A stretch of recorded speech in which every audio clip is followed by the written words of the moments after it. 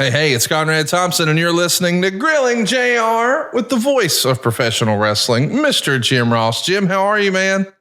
I'm pretty good, Conrad. I'm above ground. That's about all a guy in my state can expect. But I'm happy to say that I am, and I'm feeling pretty good. And life continues to roll on, buddy.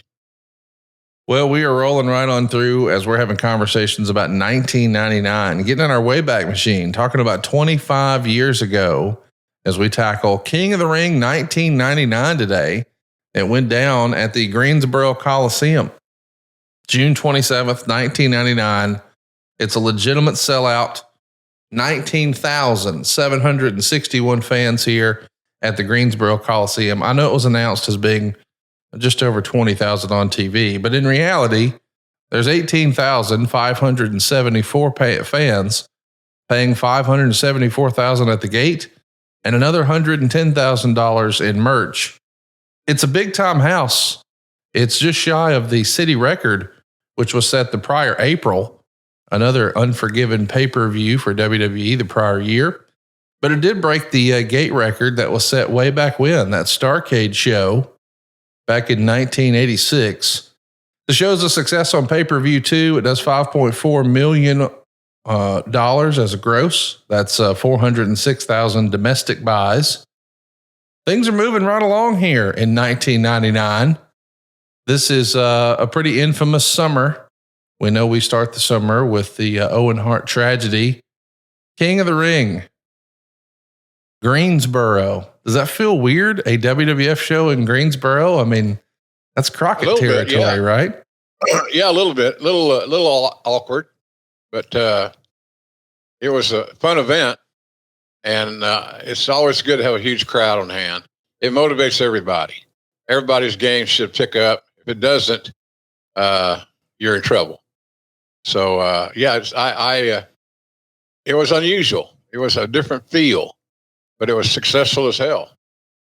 No doubt it's successful. I do want to ask you though, despite all this success, you know, we're getting great houses, we're selling out, we've got great pay-per-view numbers. We're just a month removed from the Owen Hart tragedy. Of course, that was over the edge. This is King of the Ring. That was May. This is June. So we're just like a month away, a month removed. If you could think back to the way you were feeling at the time, did it just feel like there was maybe a dark cloud over everything you guys were doing because this was so fresh, so recent? I'm not saying anybody did anything wrong. I'm not placing any blame, but it has to just be on your mind all the time in this era, right? Yeah, you can't slip your mind. It's not something you just put back in the recesses of your memory and forget about. It's always there. It's still there today. You know, there's not a day goes by that something doesn't remind me of Owen and Over the Edge and all that stuff. You know, I'm glad AEW is doing some things with Owen's family. That's certainly not only say overdue, but it's certainly timely, and it's a good thing. I know they just got back from a couple of TV dates in Calgary, and that was a success, from what I understand. So I'm happy we're doing things with Owen's family, and I'm happier that Martha and the young son Oj are on board. They're supporting it, and that means a lot. It would be crazy if they didn't, as far as the public is concerned. So I'm pleased with the feel of this whole relationship, and it's just working out fine. I admire Tony Khan for moving forward and trying to get the Hart Owens family involved, and it's a good thing. It's an awful good thing, and so happy for the whole process, quite frankly. Let's talk a little bit about Owen's funeral. Of course, this whole tragedy happens in May, and a few days later, we've got the funeral, of course, and the next day is a Monday Night Raw, where we're actually, or that's when it airs. Of course, the show was taped back on May 25th, but we're on tape delay here, where we're doing one live Raw, and then the next day we're taping a Raw for the following week. And so this Owen episode where, it opens on June 1st with footage of wrestlers on the bus. I guess there's a couple of buses that are adorned with "We love you, Owen," and "We miss you, Owen" on the buses. And Meltzer would say that if I hadn't heard that the family had requested the WWF air no footage from the funeral, I would have thought it was the classiest handling of the situation they had done to this point. It was clearly not about ratings, as it was put on the first thing in the show and never referred to again. However, if the family requested they not show footage and they did, that's a completely different issue. Now, Vince would actually let some of this play out in the newspaper there in Calgary, the Calgary Sun, because he's going to say he talked to Martha at least 5 times, and at no point did she ask him not to show footage from Owen's funeral. Of course, Martha would debate that. This gets ugly in a hurry. Were you in the middle of some of this? Not really. I try to stay out of it. There's nothing I could do to influence the decision. Decisions were being made through Vince and Martha, and I felt in my role it was just better to support the talent and stay out of it. Support them, yes. Encourage them, yes. Encourage them to show their appreciation for the kind of man, the kind of wrestler, the kind of human being that Owen Hart was. But I thought it better for me to stay out of that political nightmare because you just couldn't win. You couldn't win. And I was there to support the talent more than anything. And that was my job. And that's what I did. And I think it worked out okay, but it's largely a no-win situation. I mean, we need to adhere to her wishes. I think we did that. I thought, that we did that. I'm sure there was some undercurrents at play, but my mission was to support her and our talent who had a kindred spirit relationship with Owen, and that was kind of how I summed up my role in that whole situation. It was very heartbreaking, and it's a no-win deal. I mean, come on, no-win deal. Funerals are not fun. Funerals are not events to publicize and to embrace. Be respectful, be present as best one can, and move on. And that's kind of that was a philosophy that I had. Because at that point there was not much we could do. It was all said and done. So it was heartbreaking to say the least on many fronts. The idea that all this has to play out in public is disappointing. Vince McMahon is going to be writing into the paper here to say that the company had intended to pay for the funeral. They didn't realize that Martha had made it clear to the local company there that there were certain expenses she was going to pay for.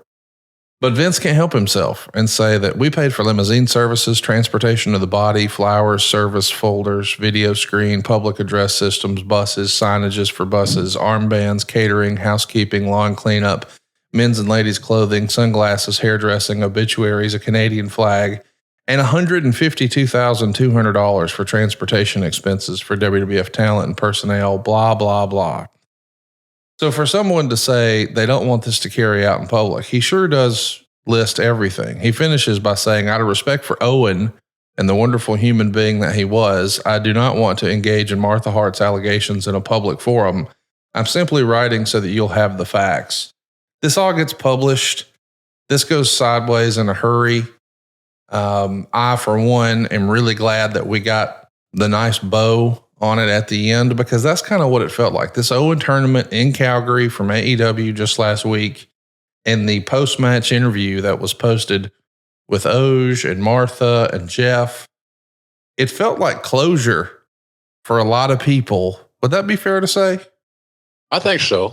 Yeah, we finally got to a place that we could somewhat celebrate his legacy and not be grieving as much. Always going to grieve. I'm sure that they're still grieving to some degree, and who would think anything else? But I think we were on the cusp of a major step toward closure, and all I can say was just about time. We needed to get to that point, in this journey. And I think that we did that. This is also the era where there's another lawsuit going on. We know Martha's going to sue, but Sable is suing the WWF as well over sexual harassment. Were you involved in any of that process when Sable would have a claim? Like, does that just go straight to Jerry McDevitt, or does it come across your desk too? Well, it comes across my desk, but it certainly gets to McDevitt's hands sooner than not, because he was the guy. And I think I read the other day where Vince and McDevitt are no longer working together. Is that accurate? McDevitt, MLW put McDevitt out of business. He retired. Court got that $20 million. We never heard from McDevitt again. He no longer has any business with WWE, and I believe he's retired. Really? Yeah. Wow. All I know is that he's the best attorney I've ever been around, by far. But knowledge, product knowledge, all that good stuff that I talk about here on the show, he has it. He got it over the years. He acquired these skills and so forth. But when I read that or heard that, I thought it was somewhat surprising, because McDevitt has been such an integral part of so many trials and situations involving the WWE over the years. At one time, he was extremely powerful within the company. And so I was a little surprised that all happened. But in any event, it did. And everything's going to come to an end at some point in time. And I also remember, McDevitt is no spring chicken. He's a guy he's over 60. I still talk to him every now and then. He calls to see how I'm feeling and stuff like that. We don't talk about the court case or right, all that stuff. But I have great respect for Jerry McDevitt, and I do still believe that he's the best attorney I've ever been around. It's pretty amazing the career he had and the reputation he earned in wrestling circles, defending Vince McMahon here, there, and yon. Let's talk about Sable a little bit. She's in the middle of this lawsuit with the WWE, and all of a sudden she shows up on Nitro. She's actually ringside, sitting in the crowd. They're not referring to her as Sable, of course. They're using her legal name, Marina Mero. They're saying she bought a ticket. Of course, it would be against her contract for her to appear on someone else's program, but she can go to events. She's seated in the front row. They're going to get lots of close-ups. There's even going to be a sign in the crowd that may or may not be a plant that says Sable 1, Vince McMahon 0. And she's just smiling for the camera and waving. When you see her show up on Nitro, you know that this is just gamesmanship. But do you remember the chairman's reaction to seeing Marina on Nitro? Well, I'm sure it's a surprise. For a lot of the guys out there, it was a pleasant surprise, because she's certainly a beautiful woman. And she brought a brightness to the screen. And she also created a lot of questions that didn't have exact answers or clear-cut answers at that point in time. But she was at one time, man, she was as hot as anybody in the WWE, character-wise. She had it. She was over, and the fans loved her. And why not? So I was surprised to see her there. I heard earlier in the day that she was going to be present. Didn't know exactly where she was going to sit or whatever. It didn't matter to me. It didn't affect my work. If you put her on camera, then I'll say what I got to say if I got to say anything. So she was always popular with the fans, as we know. And she got over big time, no doubt about it. And so, and I'm happy for her. She had a nice run, and she's had a nice long marriage to Brock Lesnar, which I'm happy for. It's great. So, and I think didn't they have one or two kids? Brock in the arena. I'm not sure. I think they did.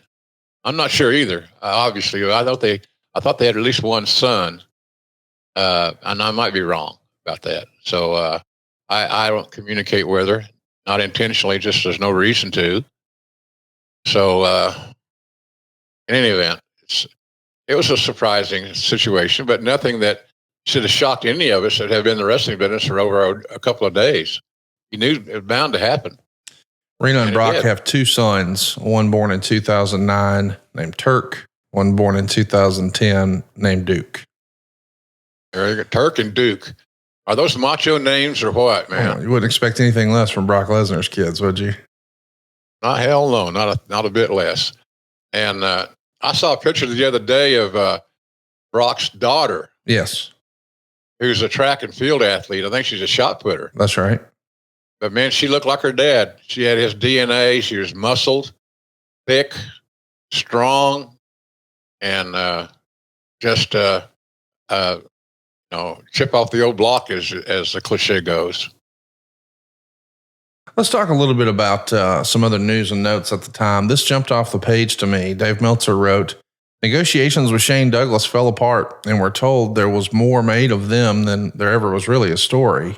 They had one meeting, and the WWF made an offer and wanted him to take a complete physical and a drug test because a lot of people advised them he was damaged goods. His agent came back with a demand in the $350,000 per year range, and the WWF pulled their offer.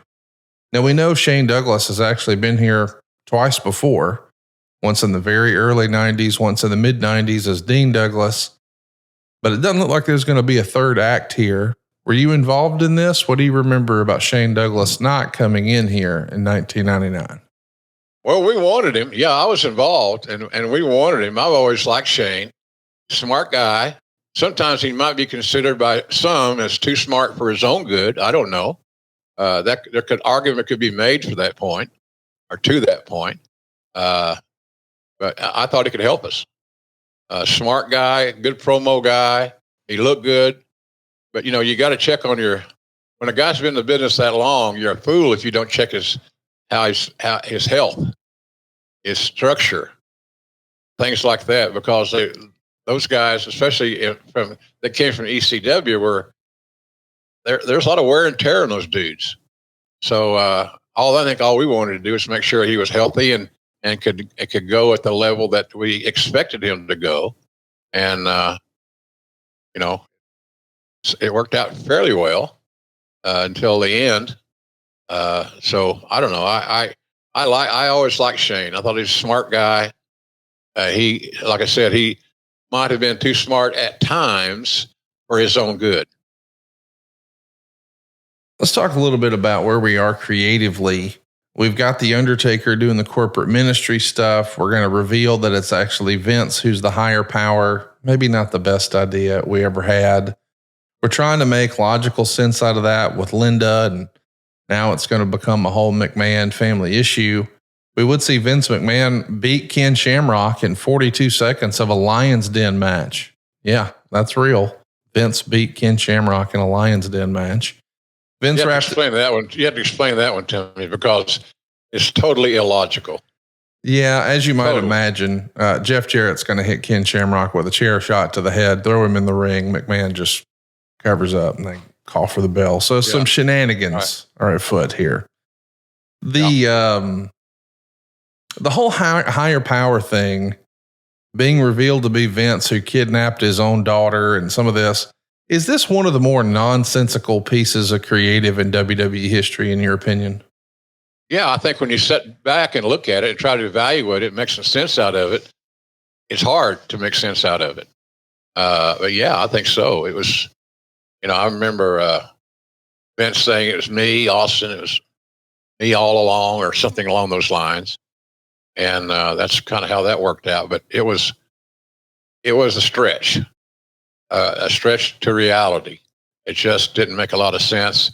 And Vince put all the eggs in that angle in one basket, the McMahon basket. Because at one time we had all four McMahons doing something on the show. Yeah, I mean, even a McMahon in every corner, that WrestleMania was just a little overdone for me. What was not overdone is the June 14th Raw. I encourage you to go out of your way to see this. It went down in 1999. That's June 14th.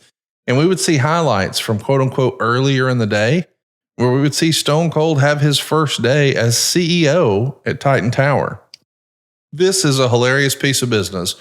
We see Stone Cold show up to work as CEO in his ring vest a pair of shorts and boots, just like we see on TV when he's stomping to the ring. Well, that's the way he's walking into Titan Towers. And he's going to talk to the secretary right up front and say he doesn't like the way she's answering the phones. You should be answering the phone saying, who the hell is this? And what the hell do you want? This is hilarious stuff. One of my there's a truth in that. There's a lot more reality in that statement than one would ever imagine. But he was a great character. He assimilated to a variety of roles and descriptions, and was just a great performer in a non-wrestling role. I think he was just as effective in the non-wrestling role, Conrad, as he was in the ring as the Texas Rattlesnake. It worked.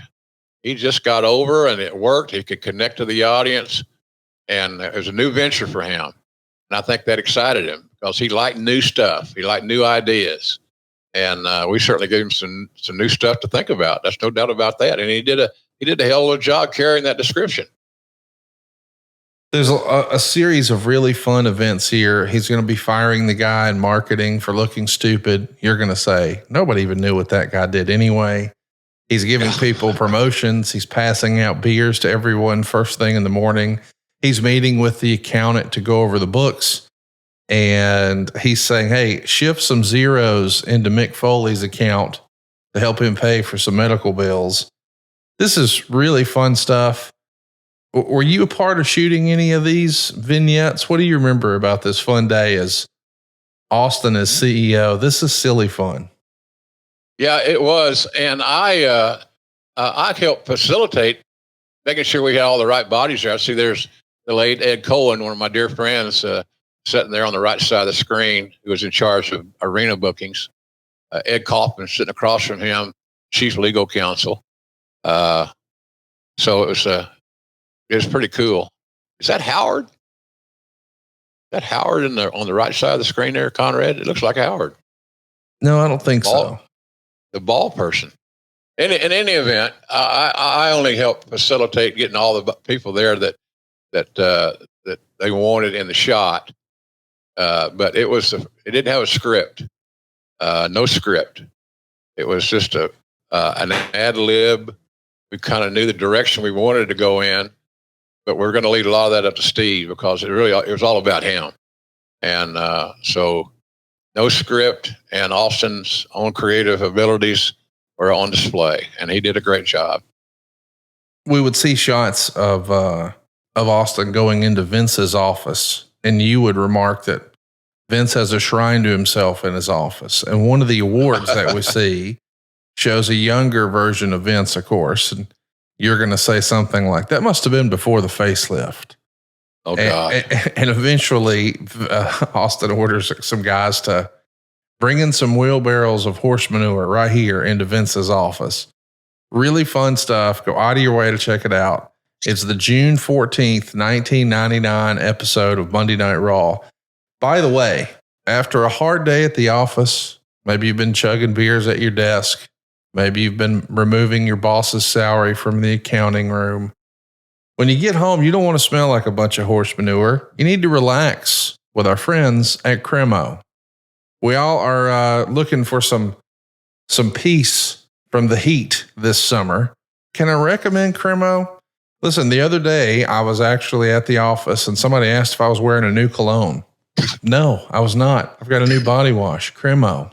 It's time to elevate and enhance your hygiene routine with Cremo Body Wash. Cremo combines a rich lathering and hydrating formula with meticulously balanced and multi-layered fragrances for really a superior shower experience. Now, they've got a new men's body wash scent that's going to make it feel like a luxury experience. I'm talking about Bourbon Vanilla Body Wash. That's right, Bourbon Vanilla. It's going to invigorate the senses with bold distiller spices, perfectly balanced with rich notes of Madagascar vanilla. And it's all in an aged oak to create a shower experience that meets even the highest standards. You're going to feel and smell great right away. As soon as I stepped out of the shower and made my way around to the kitchen where the wife was, she noticed right away, hey, well, you smell good. What's going on there? Cremo works with master perfumers to make sure that all of their body wash scents are meticulously blended and refined, and boy, it definitely shows. I'm a big believer in this. You're going to be feeling like a new man. It's going to get you clean. It's going to help you relax. I'm a big believer in this one. And I have to admit, I was a skeptic at first. Bourbon vanilla, I don't know if that's for me. Turns out it is.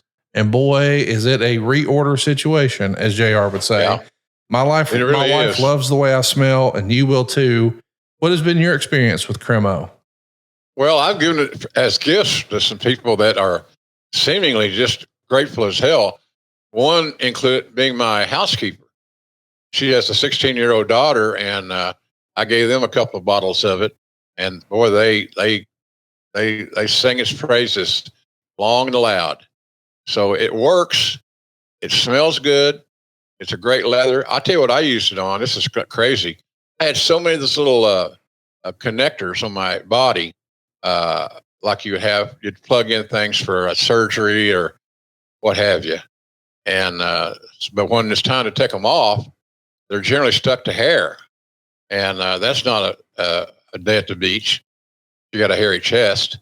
And I do, by the way, just throwing it out there. So I use it to help take off those little sticker things. And it worked like a champion. Somebody had suggested that to me, and I tried it. It worked great. So it's a good product. It smells good. It gives you a real good aftertaste, so shall we say. It just keeps you smelling well, smelling good. And I couldn't endorse it any higher. It's a hell of a deal. And you get it at Walmart. You get everything at Walmart, but you can certainly get this at Walmart. And it's worth your effort to seek it out and take some home with you, no doubt. Try it out. I'm telling you, you're going to love it. I'm a big believer in this. I've turned a lot of guys at the office onto it. My dad's loving it. My mom's loving it.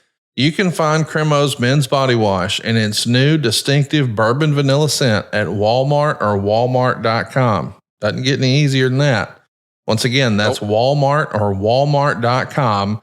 Cremo has you hooked up, by the way. All your other grooming products for men like shaving cream and beard oil and shampoo, all in a variety of distinct masculine scents. But I recommend you try right now the bourbon vanilla scent. You're going to love it. You're going to smell great. It's going to evolve as you wash. It's a distinct layered scent.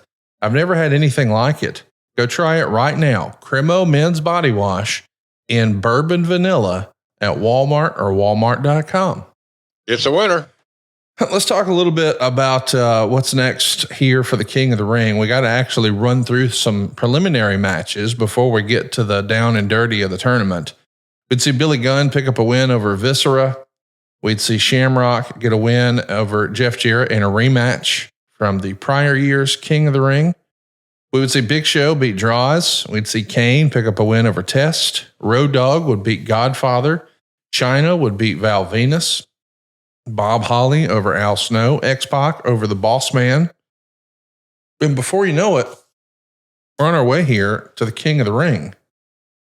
This is the first pay-per-view back after the Owen Hart debacle at Over the Edge. And maybe this tournament maybe it doesn't look all that strong on paper, but we've got some heavy storylines, right? We've got Mr. Ass and X-Pac and some other DX members fresh off of really an incredibly hot merchandise run. The actual live event, though, has a dark match that's worth mentioning. Meat beat Kurt Angle. How about that? Shawn Stasiak is actually going to beat Kurt Angle in a dark match before we go live here. And it's written here at the time, the report to Dave says, Angle was said to look like someone who would have been a major star as a babyface in the 70s. Now, of course, we know later on this same year, I think it's Survivor Series, that's when Kurt Angle would make his pay-per-view debut. His opponent that night, Shawn Stasiak, just like here in a dark match. I mean, when you took a look at what you had in Kurt Angle, here he is in June working a dark match. We're not going to debut him until November. Did you think he was ready here in June? Thought he needed a little bit more time, a little more time to get his the psychology down and his timing. But he was such a natural, gifted athlete. You know, he didn't need anything. He just needed experience and reps. So But it was obvious to anybody that was paying attention or that had any knowledge of the business that Kurt was going to be a great star, superstar. He was close already. He just needed to get experience and stay in that wrestling room, shall we say, and continue to work on his timing and, of course, the all important crowd psychology. He had great crowd psychology, and it was a natural gift. He was just really, really natural at his approach, and it was good for us because it was another young star that we were developing. That you can't get too many of those, and there are not too many Kurt Angles, quite frankly. Talk to me about Sunday Night Heat. This is the era where we're still doing some pre-show matches on Sunday Night Heat. It really becomes almost like a pay-per-view pre-show. You're really pushing the pay-per-views. I know that before Sunday Night Heat was a thing, you would have, these like free-for-all type segments that would go 30 minutes before a pay-per-view, which was really just to help the pay-per-view provider convince you to click the button and order the show. Right. Does that change at all now that it's a television show on USA? Is it a slippery slope where you're trying to have an entertaining show and sell pay-per-views, or does USA know, hey, this is good for them, let them just hard close the pay-per-view? I think the latter. I think USA knew what we were trying to do, and all we were trying to do was sell pay-per-views. And to sell pay-per-views, you got to watch the television. So it's pretty simple. If this pieces all fell together in that respect. So no, I don't think USA had any problem with it whatsoever. And especially if we got a rating and we had enough people tune in, then we'd be okay. And I think we were okay with that concept by and large, more often than not. It's still always going to be about the quality of the matches and the execution thereof.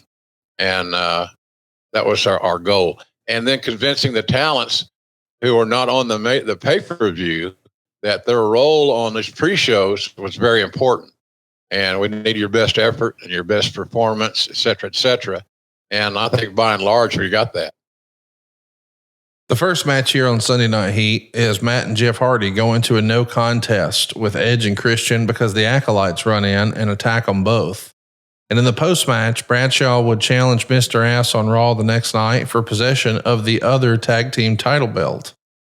Mideon and Viscera are going to beat Boss Man in 1 minute and 47 seconds.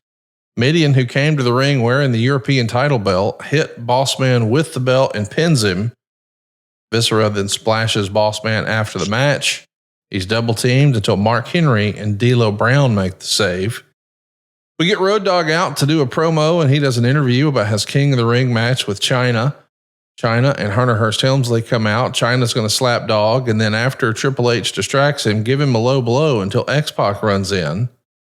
Meltzer would say, I can see how Inside Edition last year found 1,639 crotch chomps during a season of Raw, since X-Pac did about 302 on this show alone. As silly as it is, there were organizations out there who were counting the crotch chops and the number of times suck it was said and things like that.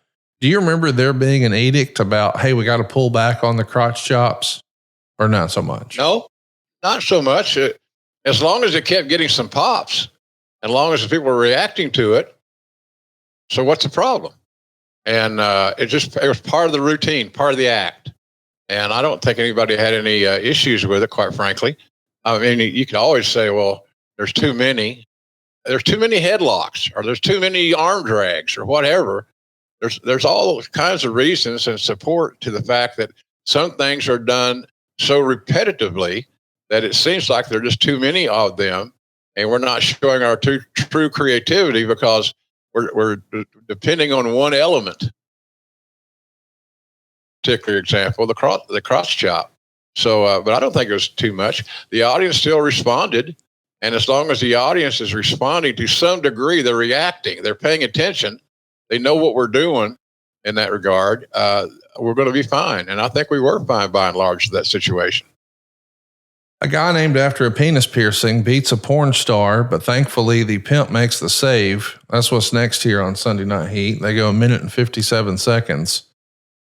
Boy, we're probably a little too over the top with some of this at times. Prince Albert's going to pin Val Venus in 1:57. Godfather's going to make the save. My goodness. The creative here, just the names, Val Venus, Prince Albert, the Godfather. I didn't even know what a Prince Albert was, Conrad, until we got into the deal. I asked, what the hell is it? What's the significance of Prince Albert and this big bastard? And of course the answer was, well, here's what a Prince Albert is. And I had never thought of it that way. I didn't know what it was. They didn't do that in Oklahoma very often. No, I don't think so. Yeah. It wasn't part of my FFA initiation in high school. I can tell you that. But it was interesting to see how it evolved.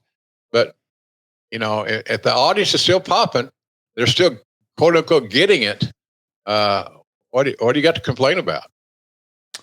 How likely would we be able to? I mean, what are the odds we could talk you into getting a Prince Albert, JR? Slim and none. More of a Jacob's Ladder kind of guy. Yeah, it'd be like me. You're trying to talk me into wearing burnt orange every day. I ain't gonna have me either. So that's an OU Texas reference. Yes. Some of you newbies out there. Now both in the vaunted SEC, Southeast Conference. Boy, that's been an exciting transformation. That's created a lot of interest, Oklahoma and Texas and the SEC. What do you think about earlier this week, as you and I are recording this week, it's SEC Media Days.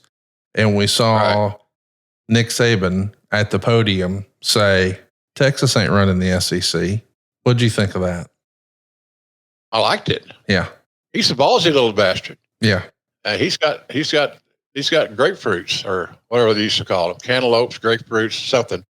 No, I thought it was pretty cool. He's going to be a good commentator because he doesn't have to hold back. He doesn't have to protect anybody. At least you would think. And, some might say, well, he's going to have to protect the Alabama. Okay. So what? He was there, 17 years? Well, what else would you expect him to be? So, no, I had no problem with that. I think Saban brings a fresh approach and a nice presentation to the SEC football and football in general. He's a star. Nick Saban is a star. End of story. Ken Shamrock is out next year. He's going to beat Shane McMahon by DQ. By the way, Shawn Michaels announced earlier in the show that this was going to be Shamrock versus Vince, but Vince wants a suitable replacement, which of course winds up being Shane. Steve Blackman's going to interfere and hit a zillion kendo shots on Ken Shamrock. He's going to start coughing up blood here. And finally, it's time for the pay-per-view. The very first match on the King of the Ring show is X-Pac beating Bob Holly by DQ in 3 minutes and 2 seconds. The show gets the match gets a dud rating. It's pretty rare. I don't understand the finish. I don't understand why we can't have a winner. Bob Holly and X-Pac. Neither guy would have had trouble putting the other over. It would have been a more complete match and not as frustrating as it was perceived to be by some of the fans because they didn't understand it either. So we didn't start off on a good foot there, in my opinion. Holly gets disqualified because of a chair shot, and Meltzer says, as if they couldn't even do a clean finish in a Holly match. As far as the story aspect, they could have had a pin and still done the post-match with the same end result. After the match, Holly gave X-Pac a neck breaker, giving him the neck injury to sell for the rest of the show. But that's the exact same angle they just did with Ken Shamrock. Whatever. Kane's going to beat Big Show in 6 minutes and 36 seconds. On paper, I could see how this would be interesting. But in execution, I think styles make fights is a thing I first started hearing in the UFC. Two big guys maybe is not going to be the best match. Meltzer gives it -1 star. Wow. What do you think of the two behemoths? Was this a thing from the 80s that maybe just wasn't working by this point? We wanted more high-flying, fast-paced action than what the big guys could do? Hard to say. I think maybe one thing was it might have been too long. They may have been asked to do too much. They didn't have a typical super heavyweight match, or it's based on power and things of that nature. And ironically, both guys are damn good athletes. So it was just the wrong direction. And we did a lot of wrong direction. Sound like a boy band, wrong direction. But it just didn't work, man. We had a lot of missed calls, shall we say. We went on third downs too often, so to speak. It just wasn't practical. And this is one of those examples where the match was laid out to get both guys over. And it's very hard to get two people over in a singles match. You can do it, and it's been done a zillion times, but it's not a guarantee. So that's kind of what I thought of that deal. That should have been a marquee match. Show and Kane should have been a marquee match, and I don't think that the average fan positioned it or looked at it in that light.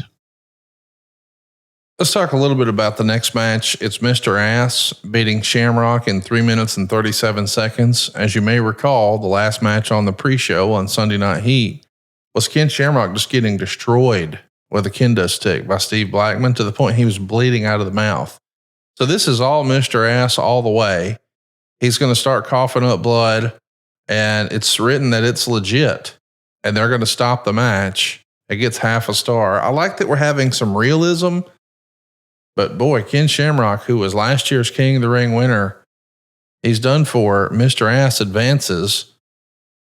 We saw this a lot with Ken Shamrock, the bleeding out of the mouth thing, because I think we saw it with him and Vader over in FMW. We saw it at the start of this show with Steve Blackman, and now here again. I just kind of assumed the entire time that there was some quote unquote magic. I think once upon a time, guys would put blood in a condom and keep that in their mouth. Did you remember hearing about that in wrestling, or was that just an old wives' tale? No, that was common. That was unusual. Happened a lot when guys were getting bleeding out of the mouth. They could use blood or food coloring, but they put it into a condom and they put the condom neatly away in their mouth like a pack of Skull or something. And then when the time was right, off you go. You bite it and you bleed, and there's new drama in the match. So but that's kind of how that was not unusual. I can't remember the first time I saw it, but I think it was a match involving Cowboy Bill Watts way back in the Mid-South days. I thought at that time it was very ingenious on how they accomplished that, and it looked so real, so violent that it fit Watts' desires perfectly. Next up is Road Dogg and China. Road Dogg and China are given 13 minutes and 19 seconds. As a reminder, little long, Conrad, little long. Mr. Ass and Shamrock went 3 minutes. Kane and Big Show went 6 minutes. X-Pac and Bob Holly go 3 minutes. And now it's an intergender match that goes 13 minutes. And Meltzer says this was actually the best match of the entire tournament, which speaks volumes for this tournament. Hey, at least when it was over, Mabel didn't win. China's on offense almost the entire match, and her forearms are solid, and she lays her kicks in to the point where they're borderline scary looking. So it's a pretty fun match here. I don't think a lot of people would have called this, 13 minutes for these two. Shows you how good Armstrong is. No doubt. Shows you how good he is, how he pulled that off and made sense of it. And that's why he's done such a good job behind the scenes now in WWE. He's got a real good head on his shoulder for wrestling. It's in his genes. It's in his DNA. So I'm glad that he's made a transition from somewhat controversial talent, controversial individual, to a very responsible administrator. Let's talk a little bit about the finish, because I think it's a pretty creative finish. I mean, we've seen China since she debuted. One of her patented moves is the low blow.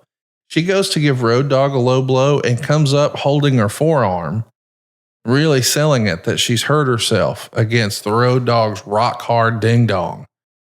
And then he reveals he was wearing a protective cup. He shows it to the fans, uses the pump handle slam. That's the finish. He gets the win because his ding dong was rock hard. And you're always a winner with a rock hard ding dong at bluechew.com. Our next sponsor needs no introduction. You've seen the ads. You've heard us talk about it a million times. And I bet there's a big part of you, pun intended, that wants to try it. What am I talking about? Blue Chew, of course. This ain't your grandpa's Blue Chill. This is the one. The OG chewable tablet for better sex. Blue Chew is a unique online service that delivers you the same active ingredients as Viagra, Cialis, and Levitra, but at a fraction of the cost and in chewable form. The process is simple. You sign up at bluechew.com, you consult with one of their licensed medical providers, and once you're approved, you'll receive your prescription within days. Blue Chew's tablets are made in the USA, prepared and shipped directly to your door. And the best part? Well, it's all done online. That means no visits to the doctor's office, no awkward conversation, and no waiting in line at the pharmacy. Take them anytime, day or night, so you can plan ahead or be ready whenever an opportunity arises. Blue Chew wants to help you have better sex, so discover your options at bluechew.com. Blue Chew wants the entire country rock hard, they told me. That's the mission. They will not stop until every man is bricked up like a brick house, until every tent is pitched, until every rod is raised. Discover your options at bluechew.com. And we've got a special deal for our listeners. Try Blue Chew free, y'all, when you use our promo code JR at checkout. Just pay $5 shipping. That's bluechew.com. The promo code is JR and you receive your first month free. Visit bluechew.com for more details and important safety information. And we want to thank Blue Chew for sponsoring today's podcast. Long before that first month is over, you're going to see immediate results. You're going to see a product that works not just every now and then, but works every single time. And I can tell you that from experience. I haven't utilized my Blue Chew credentials that much lately. God forbid I'm going to stay on the injured list for much longer. But in any event, first month free, can't beat the price. $5 shipping, can't beat that deal. And so I encourage anybody that has an interest in enhancing their sexual output to give it a shot because it works. It works. And that's why they've been one of our sponsors since day one. And it just works perfectly.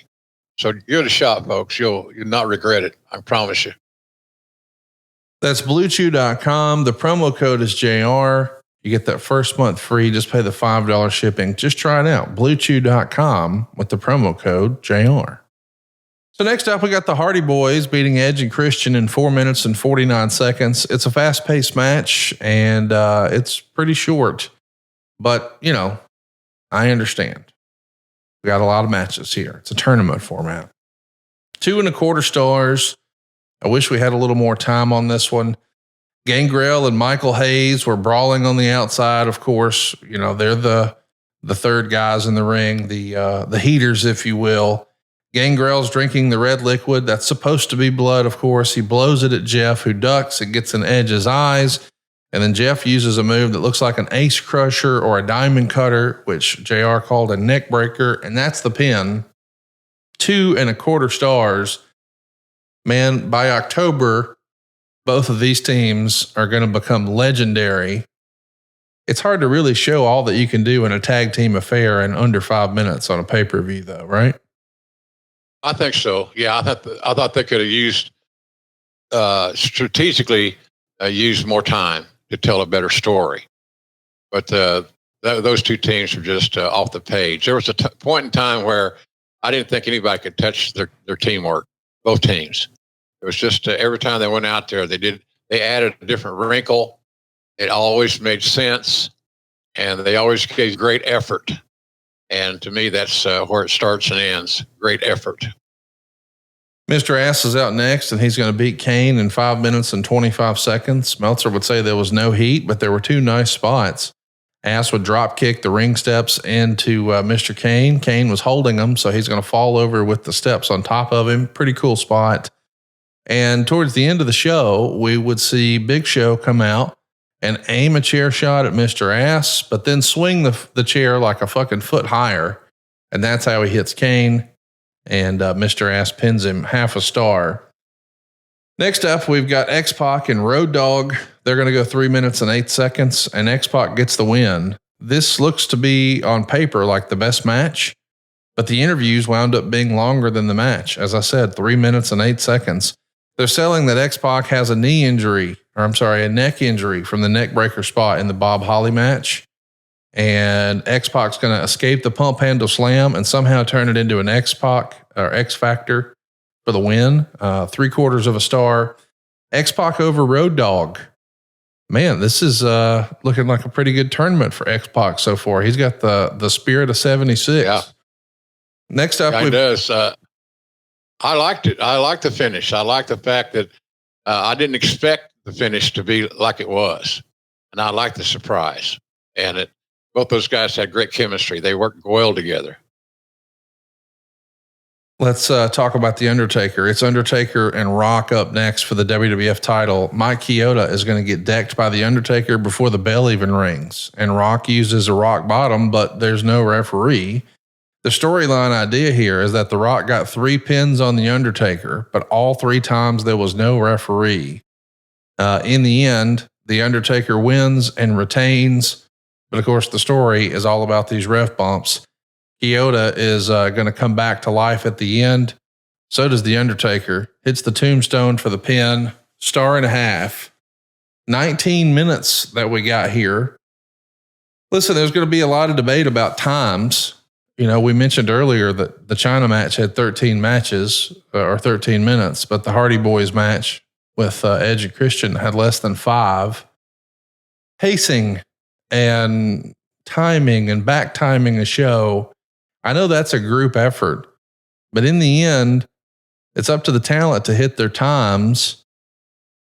Can you talk to us about what all goes into back timing a show and allocating minutes to matches, and where does the buck stop with all that? You start at the end. You start at the end and you figure out what you want on the end. It's all about the finish of the main event. And now let's start there and work backwards with times and so forth. Talent have a lot to say about how much time they get. Sometimes their arguments fall on deaf ears. Sometimes they do not. But the talents are all involved in the timing. It's like saying, hey, can you guys go out there and have a hell of a match in 8 minutes? Well, they're either going to tell you yes or no. And most of the time, they're going to lobby for more time, thinking that more time means a greater level or chance of success, which is not always the fact. Sometimes it works just in the reverse. They went too long, and they lost them. So that's kind of how that works. You start at the end and work backwards, and try to come up with a happy medium, shall we say, with these matches that are going forward. You got to know where you're going to end up, or you can't do it. You got to know what the end game is in a tournament, especially, and take it from there. And so there's a little bit more due diligence and strategic planning in a tournament because of the time issues and so forth. You want your stars to get the time that they want, that they request or desire, and that's easier said than done.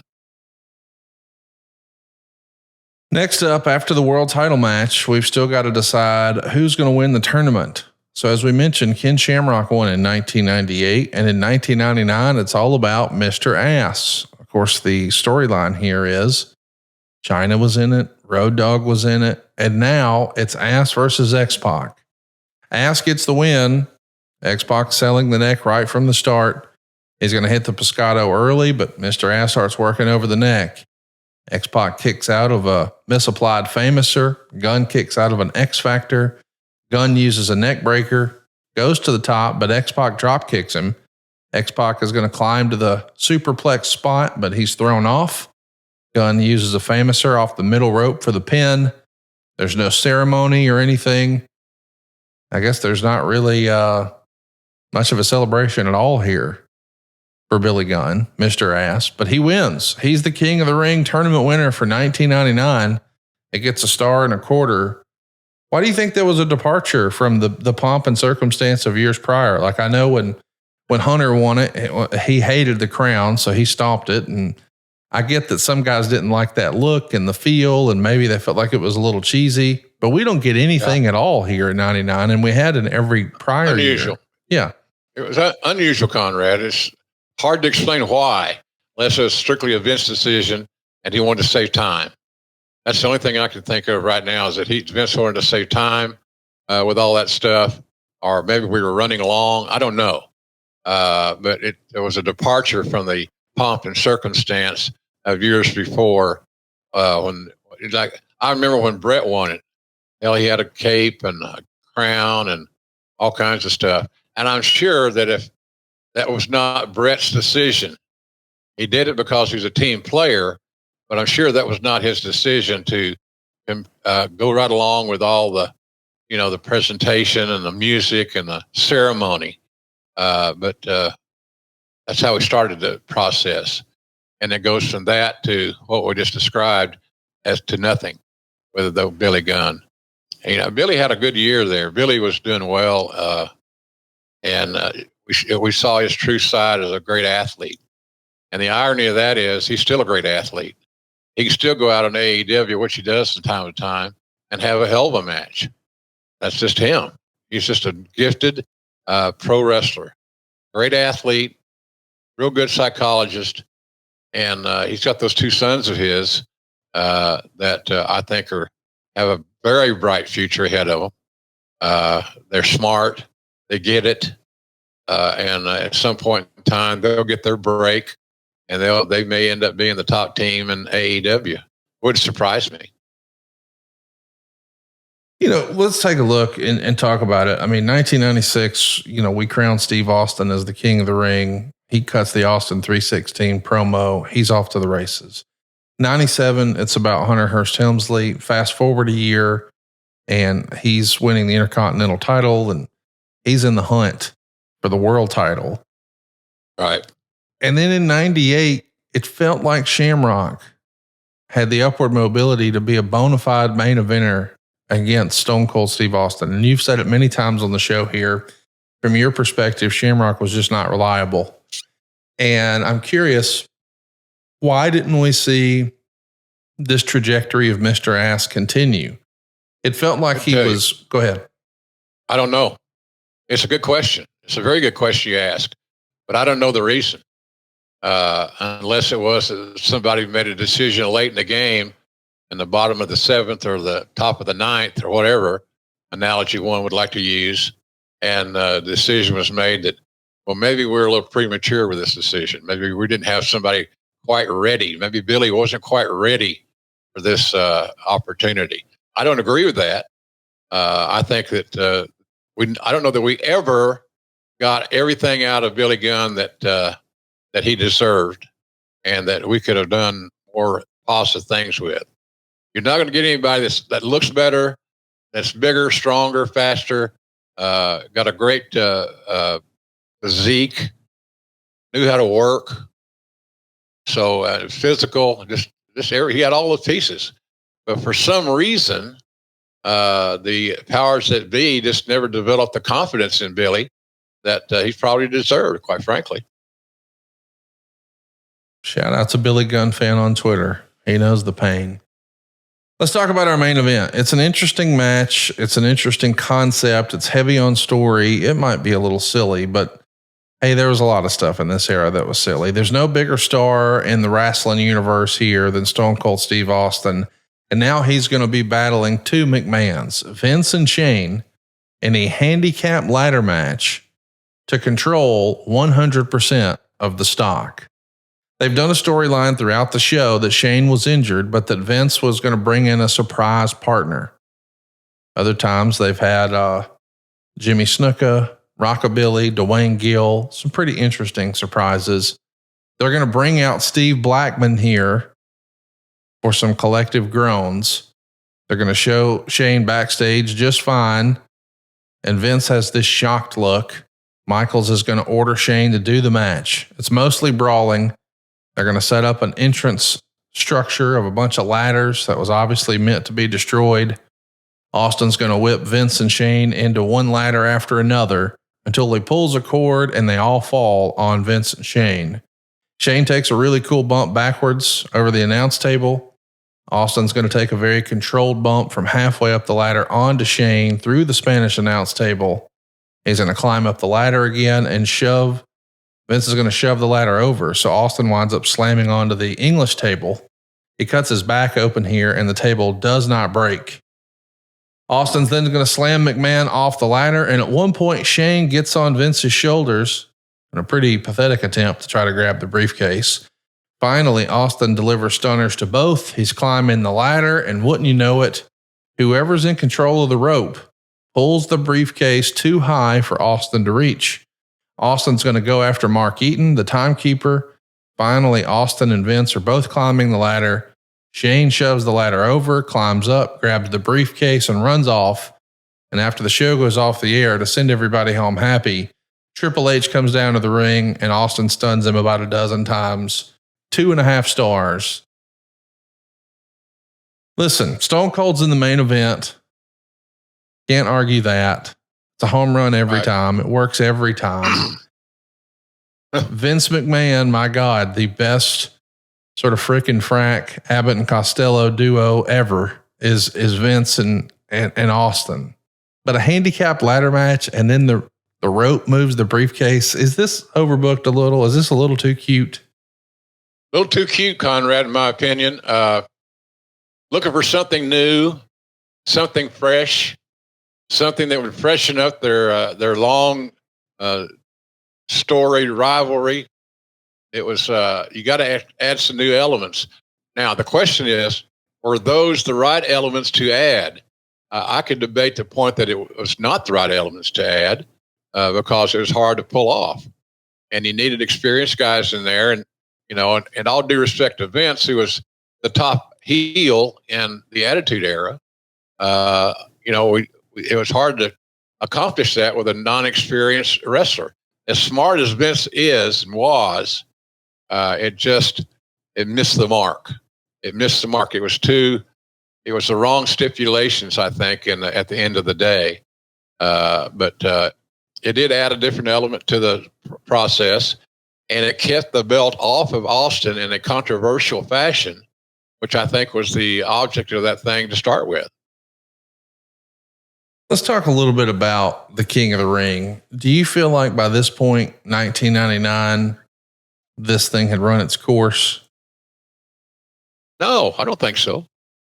It had been around a while, but I don't think it had run its course, Connie. I think it's still going to be a matter of who's in it, who's wrestling who, and how they perform. So no, I don't think it was. I don't think that ship has sailed whatsoever. It's interesting, you know, they only did it through 2002. Then they shelve it for a bit. They bring it back in 2015. But for them to go through the tournament and it not really have any stakes, and then there's not even any real pomp or circumstance when someone wins, and it's not the main event. I'm not saying it should be, but it just feels secondary. Let's do some questions here. You know, the question everybody wants to know, because it was never officially explained or paid off on television. Who do you think in storyline was supposed to be the one raising and lowering the briefcase backstage? Well, a heel. Which heel? Hell, I don't know. Whoever was next up for Austin, I guess. But a heel, maybe Triple H. I'm not sure. But something like that, a heel that Austin could engage physically sooner than later. Nozamba Sub asked this question for us over on YouTube. You can ask your questions on our YouTube, by the way. It's grillingjr.com. If you haven't already, hit it up. It's your home for all things Jim Ross. Be sure to hit the subscribe button and turn on the notifications bell at grillingjr.com. It's written here, with Undertaker being the world champion and in a dominant faction as well at the time, why was it thought best that he would always win by cheating during this run? Even as a heel, it seems kind of off for the Undertaker to be a cowardly champion. What do you make of that? The idea that he didn't have to be a chicken shit heel. I never positioned Taker as a cowardly champion. I positioned him as a smart veteran who knew all the shortcuts and had he knew what he wanted to do. He was willing to win at any cost. and not to give a damn about his critics or the fans or whatever. He was a heel in that regard. He's going to cheat to win or cheat to maintain at every turn in the road. So that didn't really bother me. It was typical heel stuff. It's just because we had not seen Undertaker in a strong heel persona that it was a little hard sometimes to get past that and settle into the moment of what Taker was portraying at that point in time. It was a unique feel, no doubt about that. And he was never a typical heel. He didn't pull hair and deny it, things like that. He just didn't. And I'm not knocking him for that whatsoever. I mean, he knew what he wanted to do and how he wanted to do it. It's pretty simple. So I liked that gimmick, quite frankly. I thought it freshened up his gimmick, his persona, and made him certainly understandable. It wasn't the macabre or the black magic or whatever. It was a little different presentation. And I thought for Taker and his tenure and how long he had been around and how long he had been working and who all he had worked with, I thought it was timely. Easy Cleghorn says, first pay-per-view I ever saw. I always wondered why we never got any resolution of who moved the briefcase as Austin climbed the ladder. Was there ever a plan for that to actually lead to something? I know we've sort of addressed that you don't know, but I do want to mention this is late June of 1999. We're really, really close to Vince Russo throwing up his hands and saying, I can't take it anymore. I'm out of here. Do you think Russo's approach to creative was more in the here and now? Like, hey, if we just, because it feels like the greater power, we didn't have a real planned payoff. And then it was like, okay, what if it was Vince?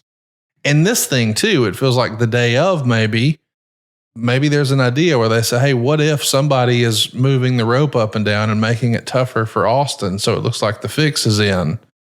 Those ideas feel like places where we can say later, well, we'll figure that out later. But for now, this works tonight. And then we never actually get it figured out. I don't know that was always the case, but it does feel like at certain times with Russo, maybe he's making a choice for tonight and then we'll figure it out. Do you remember hearing that sort of thinking? Yeah. Or he was waiting for Vince to make a final decision. Sometimes that happened where Russo would give Vince a couple of options that he had in his head. And all of a sudden, Vince has got to make a call. And sometimes he wasn't prepared to make that call, like in this situation that we're talking about. So, I don't know, man. I just think sometimes we got so far, we're moving so fast that we're leaving needed details behind. Let's talk a little bit about the next question here from Angeline. Considering guys like Kane, Big Show, and Ken Shamrock were in the tournament, Billy Gunn versus X-Pac seemed like a weak pairing for the final match. Are there any plans at some point prior to the event to have different competitors in that final match? This feels like, to me, it's all about story, Jim. Like it's less about who is supposed to be the king of the ring and more about the story of, Billy Gunn having to work through the ashes of DX. What say you? I can see that. I think you make a viable point. But yeah, it was new players are getting used, and I think the end result of that, or the object of that, Conrad, was that we're looking for somebody to break through and become that quote unquote overnight sensation, and get over. And that doesn't always happen. Sometimes you want a guy to get over and you set the table for him. And for whatever reason, it just didn't work. Fans were not ready for it. And I think in this case, getting past that stigma of main card positioning hurt Billy and X-Pac. So, but as far as if you want a match, a strong match, I mean, they're going to give you a good match. But I don't know that they're just, as far as the public was concerned, that the public was ready for Billy Gunn and or X-Pac on top. Well, something we're all ready for is some of that all-purpose seasoning over at jrsbbq.com. Just last night, I cooked up some Duroc pork chops, and I knew what to reach for. The all-purpose seasoning got us where we needed to be. It's at jrsbbq.com. You can also pick up the Main Event mustard, the Chipotle ketchup. There's 2 types of barbecue sauce, and there's even hot sauce now. But maybe the thing that people are talking about the most over at jrsbbq.com, autographed books, autographed trading cards, autographed figures. There's something for everybody at jrsbbq.com. Absolutely. Yeah. And it tastes good too. The all-purpose seasoning became number 1 in our inventory a long time ago, and it's maintained its presence ever since. So, but we appreciate everybody's business. Business is good. It's grilling season, and you can't go to a better website, in my opinion. Biased. I'm biased. Yes, humbly so, and not mention that. It's just we got some good grilling products from sauce, seasoning, and then a good book to read while you're cooking. Check it out, jrsbbq.com. It's good for what ails you. As we said, they got the all-purpose seasoning, which is my personal favorite. I got a buddy in West Virginia who absolutely loves the hot sauce. I've never put anybody in my family on the barbecue sauce and they don't love it. My preference is the championship formula. Go check that out. How about the Chipotle ketchup, the Main Event mustard? Something for everybody, jrsbbq.com. And I think you're going to love the new book Business is About to Pick Up. There's lots of great wrestling books out there, but this is easy to digest. It's an easy read on the can, as a friend of mine says. By the way, if you already have your book and you don't need a new autograph version, you already have an unautographed version. Did you know that you can actually see JR on August 2nd? You'll be appearing at the Primetime 12, and there's more info right now at primetime12.com. August 2nd, coming your way, Ohio, at Primetime 12. There's also the Wrestling Classic 5 in Springfield, Massachusetts. Tickets are on sale now at zombiehideout.com. And before you know it, WrestleCade will be here. It's a big weekend in Winston-Salem. Make plans to see JR November 30th. And if you're looking to get JR in your market soon, he's available for booking. You just want to email him, Jim Ross at 1168-media.com. That's Jim Ross at 1168-media.com. Man, August 2nd, be here before you know it. Looking forward to getting you out there, meeting the fans again in Ohio. I got to figure out all this travel because I really want to go to London and be a part of that promotion. There's over 50,000 tickets already sold. You always, as a performer, want to be a part of things like that. It's motivational. It's exciting. It's a great atmosphere to be a part of. So I'm hoping that I can, health-wise, that I can get that done. I need to get this off of my arm and get a smaller cast. And right now, this is just a pain in the ass. Wakes me up. Can't sleep. And I'm glad I had the surgery. I just hoped it was necessary. Well, we're looking forward to seeing you out there too. I, for one, would love to see you at Wembley Stadium in London. There's over 41,000 tickets have been distributed, and tickets are on sale now at AEWTIX.com.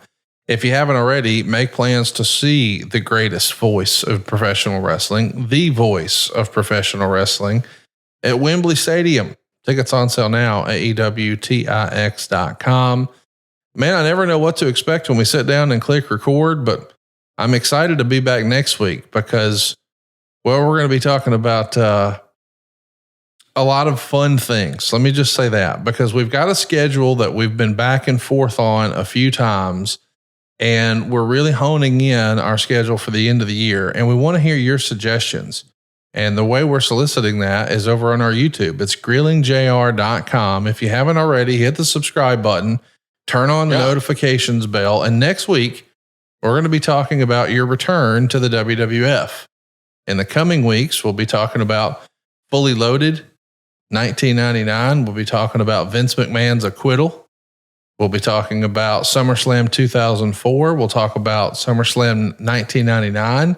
And to get us ready for All In, we're going to talk about All Out from 2019. A lot of fun stuff on deck here. Be sure to hit that subscribe button and tell your friends about Grilling JR.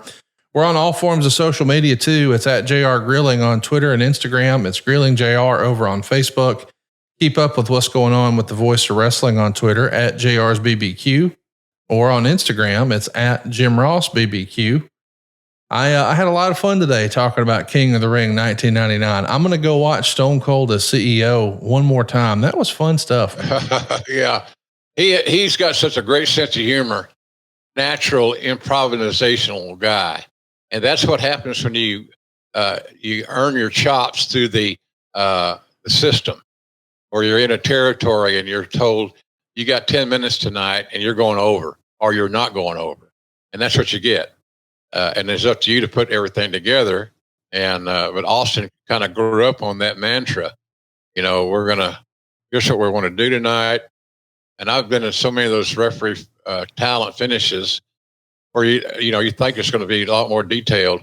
And sometimes it was as simple as, Conrad, we want you guys to go past 10, i.e. 10 minutes, and we want Austin over, or whomever. And that's kind of how it was planned. It was just it was loose, but it made the talent think. It made the talent think of how to get themselves over, because at the end of the day, that's the bottom line, as Stone Cold would say so often. The bottom line, get over. It's not about the win-loss record. It's about getting over. And so that's how I look at those type things. It was always a learning experience for Steve, who was a true student of the game. He learned the game. He learned to trust his feel, trust his instincts. And by doing so, he plotted out an amazing career that has yet to be approached, in my opinion. Well, we're all about talking about the good old days here at grillingjr.com, which is why we do these shows live in front of a studio audience for adfreeshows.com, which is your home for all things Grilling JR and tons of other bonus content. In fact, we've got over 100,000 hours of bonus content from all your favorite podcast hosts, and we're the home of exclusive series like Tully Vision with Tully Blanchard. We've also got Monday Mailbag with Mike Chioda and Nick Patrick. Saturday mornings with the Blue Meanie. Every month we visit with David Crockett to talk about his brother's Red Books, and we go episodically, week by week, day by day, show by show, breaking down the business of Jim Crockett Promotions. We've got the Taskmaster for Tuesdays with the Taskmaster, and Lex Expressed. Lex Luger has a series at adfreeshows.com. These are all available along with all of our famous StarCast shows, live interactive Q&As and watch-alongs at adfreeshows.com. But Jim, recently we sat down with a former colleague of yours, John Carlin, over at adfreeshows.com. He spent more than 2 decades with WWE in production, and he was also a key figure in helping get the network on the air. And before that, he was working on 24/7, of course, the video on demand service that predated the network. But he was involved in acquiring all the libraries and getting them ready to air on the WWE, including Mid-South. Let's take a listen. Basically, okay, we got looks like we got Mid-South secured. We've already had the negotiation, and we've taken care of the pay. We're going to send payment, so it's all set. But I want you to before that happens, before we go through with it, the idea was that I was to go there and check out everything about the library. How is the physical tape itself? How's the playback? Do we have major video or audio issues across the board? How's the talent? Is it A level, B level, C level? Because we're not going to pay them X amount if it's C level talent across the board. How is it stored? Is it in a storage facility because the tapes and the film and all that stuff is very sensitive. It gets in heat the heat that we're having here in the Northeast, you're done for, right? So you got to make sure that that's on the up and up and everything's good with that. So that was basically it. And then I would come back, I would write a report, I would send it and say, I think this is well worth it. Yes, I approve. Everything looks good. And then they would go forward and buy it. Check out the full guy. John's a hardworking guy, Conrad, excuse me, and a very smart, reliable guy. He was a key element, was John, in that whole process. He did so much due diligence. It wasn't exciting work. A lot of it was just going through and seeing in what condition the tapes were in. How was the audio? Because again, you're not going to get high production values with a 2 or 3 camera shoot. Because there were many shows that I did for Mid-South where you had a hard camera, in other words, a camera that was stationary, and a handheld guy, two cameramen. And of course, that's inefficient. It's not a good thing, but it was what it was. And we it made the whole process feel real, because it was real. The tapes weren't recorded over again, and we went back and picked up and did some pickups and things. It just wasn't that way. So, but John did a great job, and he worked hard, tirelessly, and probably without a lot of thanks, because his job wasn't real exotic, to say the least. But he did a good job for the company, and in an area that had to be on the money. It had to be good. It had to be the weak tapes, or the tapes that had a bad edit, audio, video, whatever it may be. That has to all be vetted out before you buy. What are we buying? And John Carl made sure that what WWE was buying was a good investment, and I thought he did a great job in that respect. It was way beyond my pay grade, because I don't have the patience to sit back and watch every tape for production glitches. That's not my area of expertise. I can tell you when something's wrong, but how to fix it sometimes is beyond my pay grade.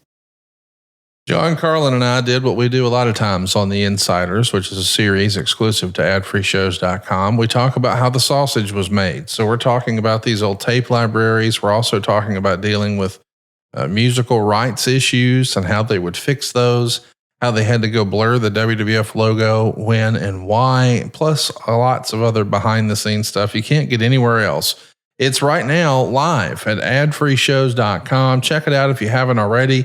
And be sure to tune in next week when we're going to be sitting down and talking about JR coming back to the fold after Vince has been in a little bit of hot water right here next week on Grilling JR with the voice of professional wrestling, Mr. Jim Ross. Thanks everybody for tuning in. Appreciate all the well wishes. I can't tell you how much your get well wishes mean. And I know you haven't forgotten me. I haven't forgotten you. That's for damn sure. So thanks very much for all that. And it makes me feel good to know that people still give a shit. Because I damn sure give a shit. And I hope to be in London. It's not a guarantee yet, but it's something that I'm shooting for. If I had my druthers, I'd rather be in London and working that show as not. Just like last year, I worked a couple of matches. That was plenty. So we'll see how it works out this time. Tony Khan's been extremely fair with me, and I want to be extremely fair with him. I thought our last outing on commentary, Swerve and who was that? Swerve and what's that kid's name? God damn it, Conrad. Will Ospreay. Yeah, bail me out. Yeah, Ospreay. I thought they had they told a great story and had a great match. And what's happening here is that we're seeing the construction of the Swerve Strickland brand. And he's a really talented kid. His best days are yet to come. And my God, he's still young. He's athletic. He's motivated, which is important. I think he takes the fact that he's the first African-American AEW champion very seriously, as he should, and he is.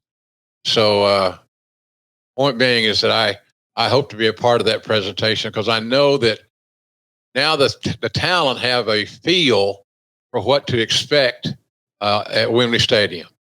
And I think that's important. They got a taste now.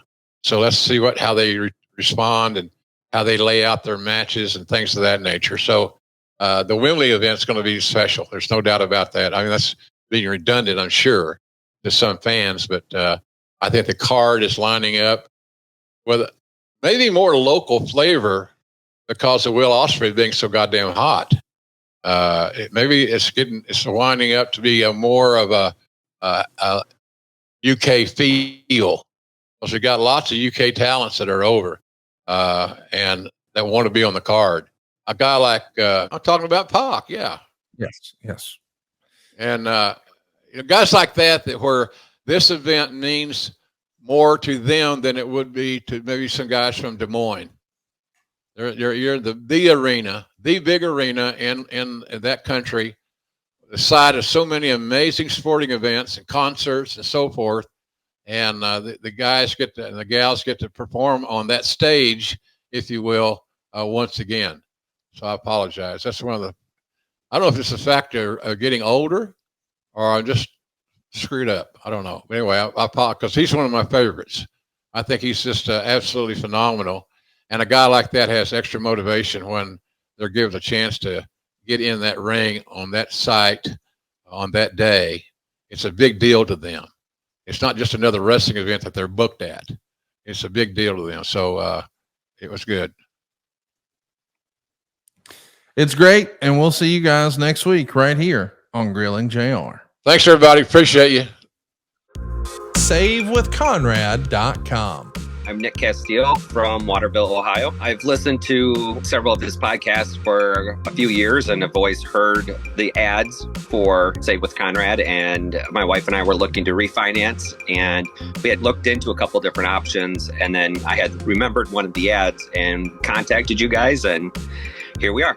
We had some debt that we accumulated, and we wanted to pay it down, get everything in under a much better, more manageable APR. So smooth. I've never had anything finance go that easy. We got a chance to work with Francis and Larry. They made everything comfortable. They were very personable. They were on top of everything. They made sure we were on top of everything. They were with us every step of the way, kind of guiding us. So like I said, I've never had an experience that went that smooth. Right off the bat, we saved at least $250 a month. Within a couple of months, we'll probably be at the $400 to $500 mark a month. I'm Nick Castillo from Waterville, Ohio, and I've saved over $400 a month with SaveWithConrad.com. NMLS number 32416, equal housing lender, SaveWithConrad.com.